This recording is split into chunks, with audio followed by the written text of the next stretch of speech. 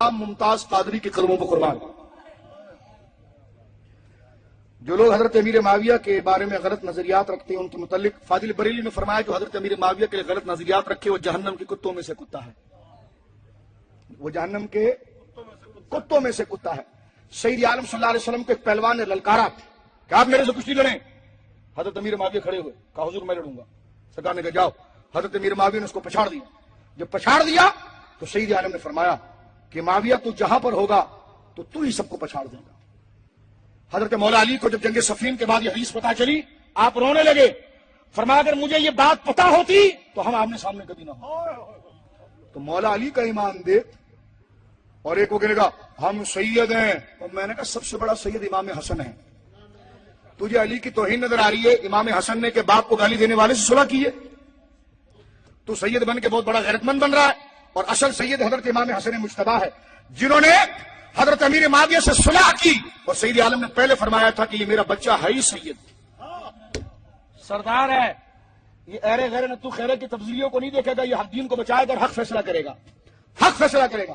سیدنا امیر معاویہ کے ساتھ صلح آپ نے کی، اور بخاری کی حدیث ہے وہ اگر آپ دیکھیں، کیونکہ بندے کی باڈی لینگویج سے بھی معنی تبدیل ہوتا ہے، تو بلا تشبیہ اس الفاظ ظاہر کے اعتبار سے عرض کروں گا کہ سید عالم علیہ السلام کی بائیں ران کے اوپر حضرت حسن مجتبی بیٹھے ہوئے تھے۔ بخاری کی حدیث ہے، سرکار نے ان کے چہرے کو دیکھا، ینظر الیہ مرتن والی الناس مرتن، سرکار کبھی آپ کے چہرے کو دیکھتے کبھی لوگوں کے چہرے کو دیکھتے، بولو سبحان اللہ۔ امام حسن گود میں، سرکار کبھی ان کے چہرے کو دیکھتے کبھی صحابہ کو دیکھتے، کبھی ان کو دیکھتے کبھی صحابہ کو دیکھتے، ترغیب بتانے کے لیے، ایک جذبات کو بھڑکانے کے لیے۔ پھر سرکار علیہ السلام کے اس عمل کو دیکھا تو صحابہ سہم گئے کہ حضور یہ بار بار اپنے بیٹے کو دیکھتے ہیں پھر ہمیں دیکھتے ہیں، تو سرکار نے پھر ارشاد فرمایا تم جانتے ہو کون ہے؟ یہ میں نے اپنے عمل سے اس کا رتبہ بتایا، ینظرون الیہ مرتن والی الناس مرتن، الیہ مرتن والی الناس مرتن۔ کبھی یہ بخاری میں، کبھی حضرت امام حسن کے چہرے کو دیکھتے کبھی صحابہ کے چہرے کو دیکھتے۔ انداز دیکھ رہے ہیں آپ، اہمیت کا انداز، محمد رسول اللہ صاحب حکمت و علم، معدن حکمت و علم، سیدنا سید عالم صلی اللہ علیہ وسلم الیہ مرتن و الی الناس مرتن، ایک دفعہ امام حسن کو دیکھتے، ایک دفعہ حضرت صحابہ اکرام علیہ رضوان کو دیکھتے۔ صحابہ اکرام نے دیکھا کہ حضور پر یہ کیفیت ہے، پھر حضور نے ارشاد فرمایا ابنی ھذا، بیٹا ہے میرا یہ، بولو نا سبحان اللہ، ابنی ھذا، بیٹا ہے میرا، اور ایسا بیٹا نہیں، سید ہے، مشکل کشا ہے، سردار ہے، حلم و بردباری والا ہے۔ اور کیسا حضور نے، جامع ترمذی موجود ہے کہ حضرت امام حسن جو ہے وہ سر سے لے کر شکم تک حضور کے مشابہ تھے، ہے نا، اور امام حسن جو ہے وہ شکم سے لے کر قدموں تک امام حسین مشابہ تھے۔ اس میں بھی ایک وجہ ہے، امام حسن اگر عمر میں بڑے ہیں تو کبھی یوں ہوتا ہے کہ بڑا بھائی بڑا نہیں ہو پاتا، چھوٹے کو بزرگی زیادہ مل جاتی ہے، ایسا ہوتا ہے، لیکن یہاں ایسا نہیں ہے، امام حسن اگر عمر میں بڑے ہیں تو بزرگی میں بڑے ہیں، سمجھ رہے ہیں آپ؟ امام حسن کا رتبہ امام حسین سے بڑا ہے، اس لیے ان کا رتبہ سر سے لے کر پیٹ تک ہے، کیونکہ سر فخر کے لیے، سر کس کے لیے؟ فخر کے لیے اور فیصلہ کرنے کے لیے، اور دل جو ہے برداشت ہے، سینہ جو ہے برداشت کرنے کے لیے۔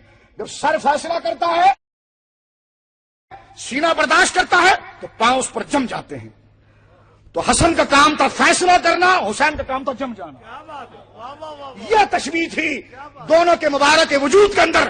حضرت امام حسن کو جو سینے سے تشبیہ دی گئی ہے اس کی وجہ یہ کہ آپ کا حلم بھی ایسا تھا، آپ کی بردباری بھی ایسا۔ فرمایا کہ میرا بیٹا سید ہے، اس کے اندر جو میرے اخلاق کا سب سے بڑا وصف ہے وہ میرا حلم ہے، حلم ہے، بردباری ہے، اور میرے حسین کے اندر میری استقامت ہے، میری استقامت، اس لیے پاؤں سے تشبیہ دی گئی ہے۔ حضرت امام حسن مجتبی نے حضرت امیر معاویہ سے صلح کی کہ لگے جی باپ کو گالیاں دی، حضرت امیر معاویہ نے گالیاں دی، معاذ اللہ۔ میں نے کہا جی گالی دینا تو فسق ہوتا ہے، گالی دینا۔ وہ ایک مفتی صاحب کہنے لگے، وہ ایک بہت بڑے شاہ ہیں، انہوں نے یہ بات کی، وہ کہنے لگے جی مجھے سارے مفتیوں نے کہا کہ حضرت امیر معاویہ کی میں نے کوئی گستاخی نہیں کی۔ میں نے کہا وہ کون سی مفتی، ذرا ہمیں تو ملا ہے؟ عام مسلمان کو گالی دیں تو گناہ کبیرہ ہے، اور مولا علی کو دیں تو معاذ اللہ کوئی گناہ نہیں ہے، کوئی فتویٰ اس پر نہیں آئے گا۔ یہ کیسے مفتی ہے؟ مولا علی کے بارے میں اگر کوئی غلط بات کرے اس پر کوئی فتویٰ نہیں آئے گا، کوئی باتیں نہیں آئے گی. اصولی کہتے ہم تفہیم کرتے ہیں. میں نے کہا تمہیں بھی فہم نہیں لگا تو تم تفہیم کیا کرتے؟ اور میں نے کہا جماعت کے امیر بننے سے پہلے میرے دوست فہم اہل سنت کا حاصل کرتے. تم تو مودودی برانڈ کی شرابیں پی کر باتیں کر رہے ہو، تمہارے دماغ پر مودودیت طاری ہے. اگر اہل سنت کے افکار دیکھنا چاہتے ہو تو یہ نظریہ ہر وہ تاریخ دیوار پر لا کر مار دی جائے گی جو صحابہ کی طرف فسق کی نسبت کرے گی. ہم اس تاریخ کو مانتے ہی نہیں. بولو. کہنے کہ کیا دلیل؟ ہم نے کہا قرآن. وَقَرَّ إِلَيْكُمُ الْكُفْرَ وَالْفُسُوقَ وَالْعِصْيَانَ أُولَٰئِكَ هُمُ الرَّاشِدُونَ. محبوب تیری صحبت میں بیٹھنے والے لوگوں کے دل بن گئے ایسے کہ وہ کفر کو پسند نہیں کرتے، وہ فسق کو پسند نہیں کرتے، وہ ہماری نافرمانی کو پسند نہیں کرتے. صرف 4 راشد نہیں، تیرے سارے صحابہ راشد و مرشد ہیں. تو قرآن نے جب فیصلہ کر دیا تو تاریخ کی کیا اوقات؟ سب سے بڑی تاریخ صحابہ کی قرآن ہے. کیا ہے بتائیے؟ قرآن ہے. رسول اللہ نے کہہ دیا کلہم عدول، سب عادل ہے.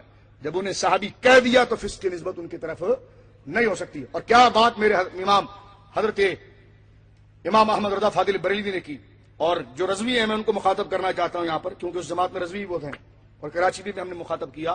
امام سے حکام شریعت نے پوچھا، اس سے ایسا گیا ہے سوال کہ جو حضرت امیر معاویہ کی توہین کرے اسے امام بنایا جا سکتا ہے؟ آپ نے فرمایا کہ اس کی امامت سخت ناجائز، اسے امام بنانا حرام. اس لیے کہ جو سیدنا عمر بن عاص، حضرت طلحہ، حضرت خالد بن ولید، حضرت امیر معاویہ رضی اللہ تعالی عنہ مجمعین کی بے ادبی کرے وہ جہنم کے کتوں میں سے کتا ہے. تو جسے مسجد کا امام بنانا حرام اسے جماعت اہل سنت کا امام بنایا جائے گا؟ مجھے یہ بتائیے، کیا سب کا ترجمان بنایا جائے گا؟ یہ غور و فکر کا مرحلہ ہے. میرا مقصد کسی پہ تنقید نہیں، جس نے کہا ہے میں اس کو بول رہا ہوں. ٹھیک ہے؟ تو یہ عقیدہ اپنے حال میں رکھیں، اس لیے سچوں کے ساتھ جڑے رہیں. یہاں پر گجرات